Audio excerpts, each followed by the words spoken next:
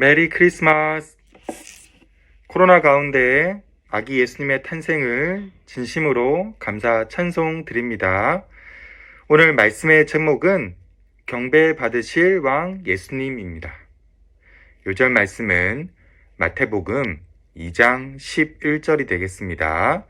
요절 말씀을 다 같이 읽겠습니다. 시작! 집에 들어가 아이와 그의 어머니 마리아가 함께 있는 것을 보고 엎드려 아기께 경배하고 보배압을 열어 황금과 유향과 모략을 예물로 드리니라. 시대가 어수선한 가운데서도 성탄절이 드디어 왔습니다. 오늘 말씀은 동방 박사들이 맞이한 첫 번째 성탄절입니다. 박사들은 많은 고난을 겪었음에도 매우 크게 기뻐하며 아기 예수님께 경배를 드렸습니다. 우리도 왕이요 왕이신 예수님을 경배하고 기뻐 찬양할 수 있기를 기도합니다. 1절을 보십시오. 헤롯 왕 때에 예수께서 유대 베들레헴에서 나셨습니다. 헤롯 왕은 그 당시 로마 황제의 힘을 빌어 유대인의 왕이 되었습니다. 그는 권력의 경쟁자가 될 사람이라면 누구라도 가차없이 죽이는 아주 잔인하고 권모술수가 능한 자였습니다. 이때 성탄의 메시지는 멀리 동방에서 온 박사들에 의해 선포됩니다. 2절을 같이 읽어보겠습니다. 2절 말씀 시작! 유대인의 왕으로 나신 이가 어디 계시냐? 우리가 동방에서 그의 별을 보고 그에게 경배하러 왔노라. 유대인의 왕이란 유대인 가운데 태어나신 세상의 구원자, 만민의 그리스도를 말합니다.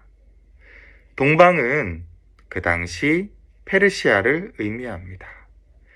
똑똑한 박사들은 많은 세상 왕들을 경험하였습니다. 강한 힘과 권력으로 사람들의 인생을 좌지우지할 수 있는 그런 자들을 보았습니다. 어떨 때는 행복한 인생이 될 수도 있고 또 어떨 때는 불행한 인생도 될 수 있는 것이었습니다. 하지만 이것은 잠시일 뿐 우리 인생에 또 그리고 우리 영혼의 안식과 평화를 주지는 못했습니다.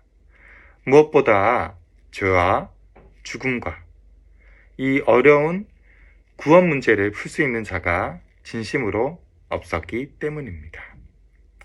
동방 박사들은 이런 문제 가운데서도 계속해서 진정한 메시아가 올 것임을 확신하고 별을 보고 연구했던 것입니다.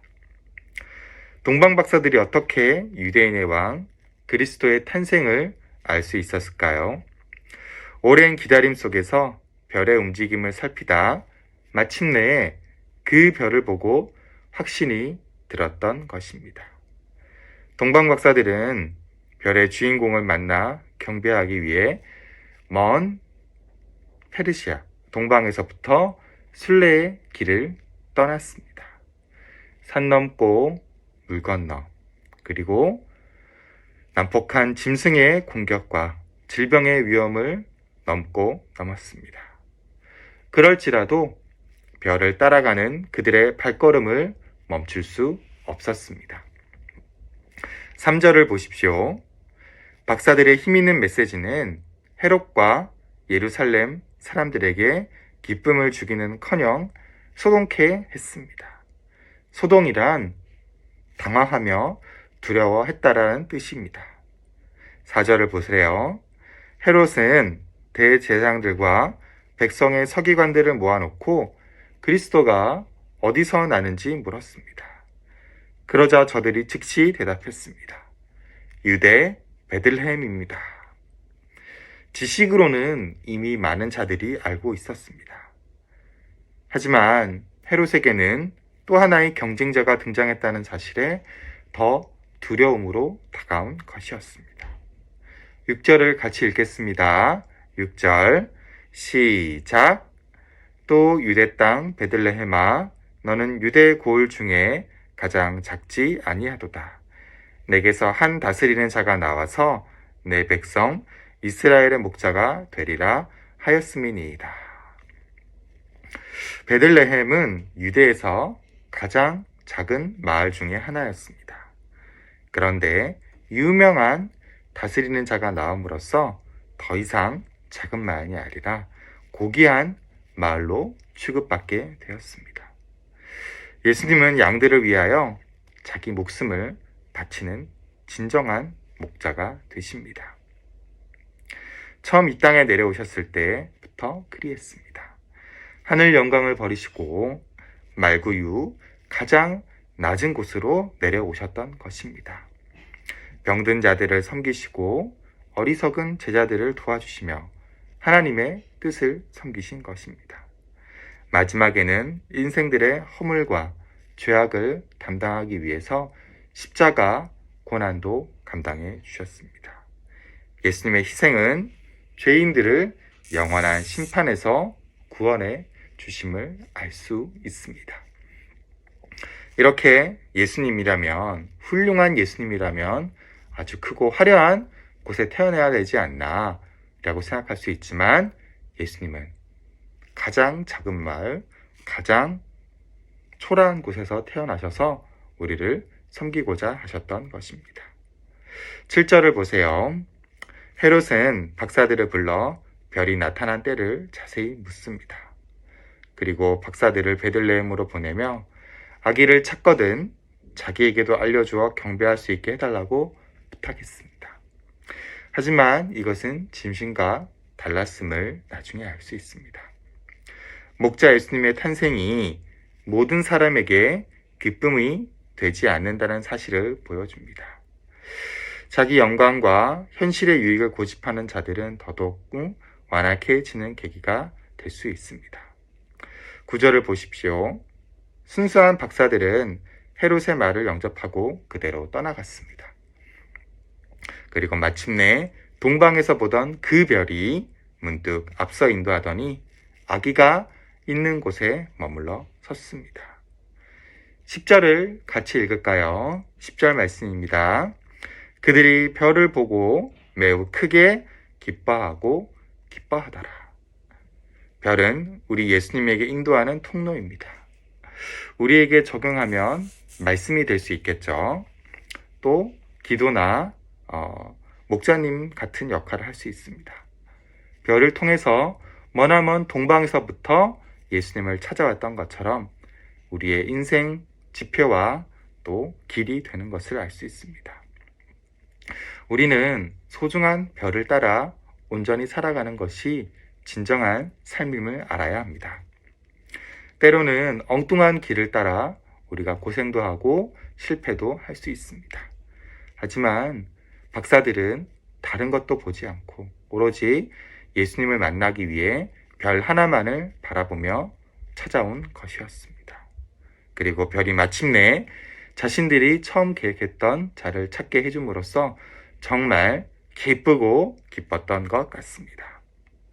11절을 보세요. 집에 들어가 아기와 그의 어머니 마리아가 함께 있는 것을 보고 엎드려 아기께 경배하고 보배압을 열어 황금과 유향과 모략을 예물로 드렸다고 하고 있습니다.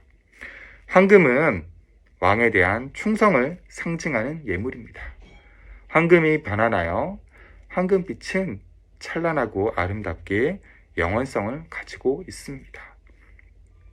유향은 대제사장의 기도, 모략은 우리를 대속하기 위해 죽으실 구주를 상징한다고 합니다. 박사들은 마침내 평생 찾아 헤맸던 예수님을 영접하고 큰 영광을 돌립니다. 작년 또 올해 근 2년간 코로나 시대 가운데 많은 사람들이 어둠 속에서 살고 있습니다. 우리 EBF 어린이 여러분들도 질병 속에서 집에서 예배를 드리며 작게나마 하나님께 기도하고 예배 드리고 있습니다. 안타까운 현실 가운데서도 계속해서 이 믿음을 굳게 지키고 서는 것이 얼마나 귀한 인생인지 살펴야 합니다. 이렇게 2021년도 우리는 예수님의 보호 아래에서 그 누구도 아픔 없이 또 건강하게 지낼 수 있었던 것 같습니다. 이제 한 해도 얼마 남지 않았고 겨울방학이 시작됩니다. 겨울방학 동안 단순히 쉼만이 다가 아니라 우리가 예수님을 또 묵상하면서 하나님 말씀과 또 내년 말씀이 우리에게 어떤 큰 의미가 있는지 살펴볼 수 있기를 간절히 기도합니다. 결론적으로 아기 예수님은 우리를 위해 태어나셨습니다. 어려운 시대 상황 속에서도 우리가 이 예수님을 믿고 의지할 때 승리할 수 있습니다. 이 승리의 예수님, 낮게 찾아오신 예수님을 믿고 따르는 우리 귀한 EBF 어린이가 될 수 있기를 기도합니다. 선생님이 기도하고 마칠게요. 사랑이 많으신 주님 감사합니다. 이렇게 성탄절을 맞아서 또 예배 드리게 해주심으로써 감사합니다. 비록 코로나 가운데서도 계속해서 온라인으로 예배를 드리고 있지만 우리의 마음속에는 항상 예수님을 사랑하는 마음, 그 마음은 잊지 않고 계속해서 예수님 한 분만을 바라보고 전진할 수 있기를 기도합니다. 감사드리며 이 모든 말씀 예수님의 이름으로 기도드렸습니다. 아멘.